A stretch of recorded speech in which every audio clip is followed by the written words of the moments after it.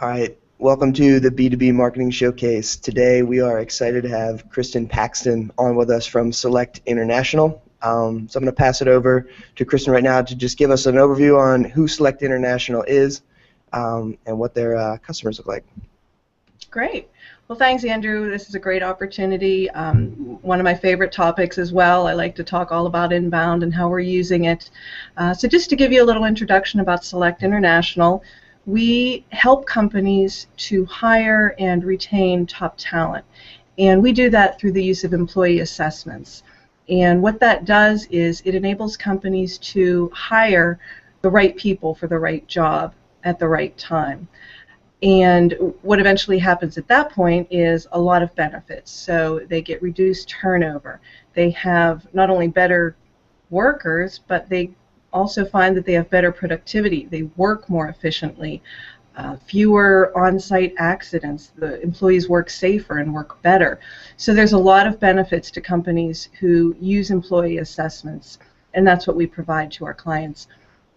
We work with all levels in an organization, so we can do entry-level, hourly level type employees all the way up to senior executives, and then everything in between. So that's how we tend to interact with companies. We also will work with any industries, but we tend to focus mostly on manufacturing, customer service, call centers, retail, and healthcare. Behavioral safety is also a focus of ours, and we tend to do that across all of those industries, really. We just celebrated our 20th anniversary last year. Oh, awesome. Yeah, so that was exciting, and we're really proud of that. I've been here for half of that time, so I feel that's cool. Yeah, I feel very fortunate about that. And really, one way to sum up Select International, we have a philosophy that we call the Select Way. And there's two parts to that. The first part is how that works internally with our company. It really is just a reflection of how well we all work together, and we always pitch in, and we're happy to help each other, and whatever we can do to deliver the best solutions for our clients. And then that takes me to the second part of the Select Way, and it's really about how we service our clients. Okay. Everyone says they have the best customer service, and that's very easy to say, but we actually do. And that comes directly from our clients telling us that. That's not just us tooting our own horn. So we have a client retention rate over 95%. Oh, awesome. And it's been that way as long as I've been here, which, as I mentioned, is 10 years. So that's pretty much the Select Way, because we work so well internally, it translates into superior customer service for our clients. Okay. Well, it sounds like the Select Way and the mindset that you guys have working with customers really plays well into kind of the whole inbound methodology of creating valuable content that helps people out and helps them solve their pains when they go to search engines or when they go to social media sites. Could you just give us a little bit of an overview on like what role inbound marketing plays in your marketing strategy as you're trying to attract new leads? Sure. Inbound has changed the way we do absolutely everything. It has changed the way we interact with our leads and prospects and also our clients. And I think that's due to a whole mind shift of when we realized that in the past with our marketing, it was very much outbound. We did the direct mails, we did cold calling, if it was outbound, we were doing it. And it never really occurred to us that that wasn't the right way until we discovered inbound. And we went into it gradually at first, but now we are all in. We jumped in with both feet, and it really has changed just the way we communicate from beginning to end. We realize it's no longer about us, and it's about the visitor, it's about the client, it's about communicating to them in a way that's relevant to them and not us. So I think that was the big eye-opening thing for us when we started working in a more inbound way. Okay, that's awesome. Was that kind of mindset shift, was that kind of just a light bulb moment where it clicked for everybody, or has it sort of been a journey to get not only the marketing department but sales and service and the C-suite, get kind of everybody on board with that vision? It was definitely more of a journey. Okay. I think marketing was the first to really embrace it because we were the first to begin seeing the results. Okay. And so it was plain for us to see that it works. And eventually we were able to show that to the sales team and also to the C-suite. And we've been inbound now for about 2 years. And I would say it took about a year for us to fully communicate that to the rest of the company. And what did it was showing the results and showing the data. Okay. If you were to look at the charts that show our sales opportunities and our new clients that we had actually closed and generated revenue, it spikes when we started using inbound. Okay. So quite honestly, that's all anyone else needed to see. That's awesome. I love from a marketing perspective being able to take stats to the table, and that's what I mean. I love that about inbound is that can really kind of takes the conversation almost off the table because you've got black and white proof here that you're driving traffic, that's converting to leads. That's an awesome story. Yeah, I mean, there's no doubt about it. And in the past, the way we would deliver our metrics, they were very abstract. Okay. We would talk about, we did an ad in a magazine, and that magazine has this circulation. So what? What did we get out of it? How many leads did we get? How many clients? We had no idea. Yeah. And chances are probably none. But now we really are able to pinpoint, and we can be so precise and say which campaigns are actually generating these leads and these revenue, or is it our social channels, or whatever it might be. We're really able to dig down into a lot of detail, which we never could do before. Okay, that's awesome. So now that you're 2 years in, you know, you spent that first year kind of just getting it up and going and showing it to the C-suite. What are some lessons that you have learned up to this point that kind of make you a better marketer today than you were, say, 2 years ago? I think the big takeaway, again, has just been that realization that it is not about us. Okay. We always thought we knew best, and we thought what people wanted to know about us and our solutions, and so that's what we gave them. And we gave the same message to absolutely everyone. We were guilty of email blasts, and we would take what we thought was really interesting, and we would blast it out there. And didn't see a whole lot of results out of that. It didn't occur to us that maybe the story we were telling wasn't relevant to all of those people we were sending it to. So the big thing really is the personalization, and we're able to get lead intelligence now that we know what they're interested in. We can then deliver a response that's more relevant to them, not about what we think or what we want them to know. It's all about what they're already interested in, and then we can respond accordingly. Okay, that's awesome. So you use HubSpot. You're a big fan of HubSpot. I am. Awesome. I think I bleed orange as well. What are how, just kind of on an overview, how do you use the HubSpot tool to create that personalized message on, you don't have to get down into the actual workflows and everything, but on a general level, how do you segment using HubSpot?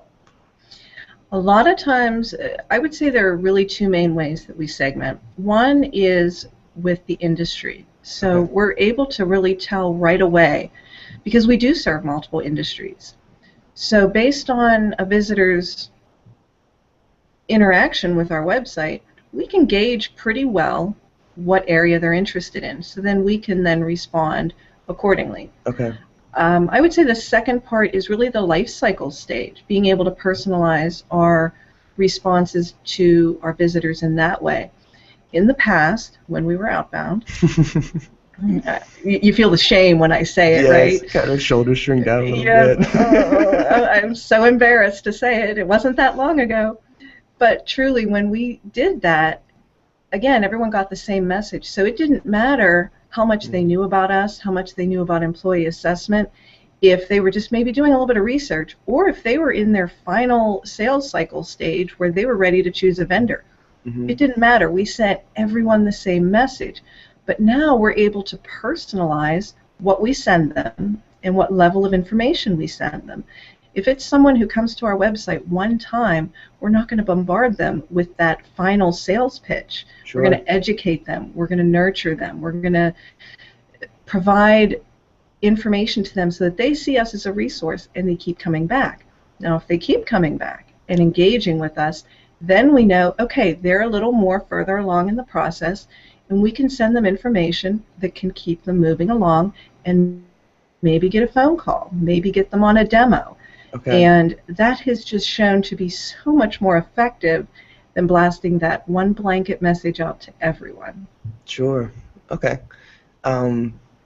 Now, when I love how you break it down based on industry and then also based on life cycle stage. I think that's awesome. But from like a creating content standpoint, and we're trying to attract people in to the top of the funnel. One of the biggest pushbacks we get when we talk to companies is no one in my industry is going to Google. No one is on social media. What am I going to write about? They think they're too boring for it all.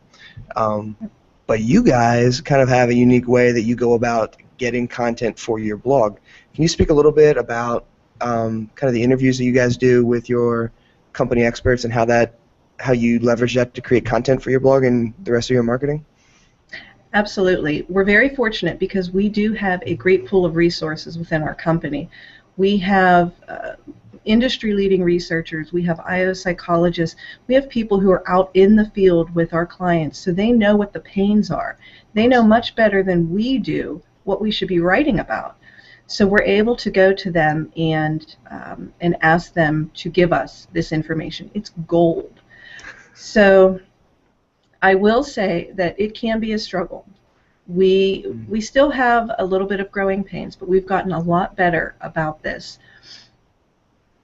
Basically, one of the things that helped was our internal resources started to see that it really worked. Okay. So when they would write a blog, as painful as it might have been for them to write us a 400-page summary of something that they're very familiar with, once they did that and they started to see comments and people sharing it and liking it, it was a little bit of a light bulb to them that people are actually reading this. People find this interesting.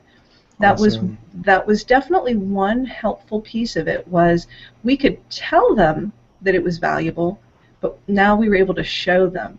People were liking the comments on the blog.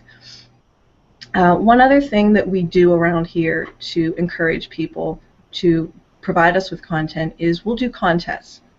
So last year we would do a Blogger of the Month, and at the end of each month, whoever's blog had the most reads, they would become Blogger of the Month, and they would get a great prize. It could be a $50 gift card to a local restaurant or something like that. Oh, that's so cool. And we would make a big deal about it in our full company meeting. So not only did this person get a monetary reward, but they got recognition.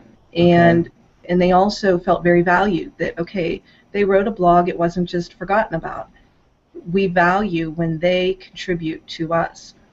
This year we're starting a new incentive program where if people contribute content to us, they receive points. And at the end of each quarter, they'll again be rewarded with something monetarily. Okay. But each quarter, we're going to have a huge giveaway where they can win a $500 prize. So whoever gives us a lot of content, they have a better chance of winning that. So yes, we have to bribe them a little bit. And we're not ashamed. We're not too proud to beg. So we do. But it's sort of a mix. So it's nice to reward them, but it's also nice to let them have that recognition that what they're doing is very, very valuable. And we're able to, again, track it and say, look, we generated all these leads because of your blog. And that really goes a long way with encouraging people to give us content. That's awesome. I think that's great advice for any company who is struggling to go out and get content out of their folks or just have content to populate in their blog. So thanks for sharing that. I think those are awesome tips. Yeah. And thank you so much for joining us here. If folks wanted kind of one place to get in touch with you, whether it's LinkedIn, Twitter, email, what is the best spot where they can talk to you?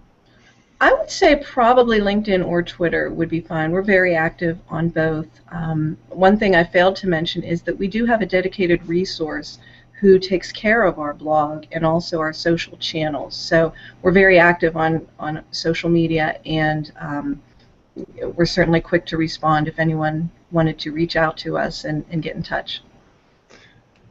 Awesome. Well, Kristen, thank you so much. It's been great chatting with you here. Thank you so much for the tips you've shared. I know that folks are going to get a lot out of it.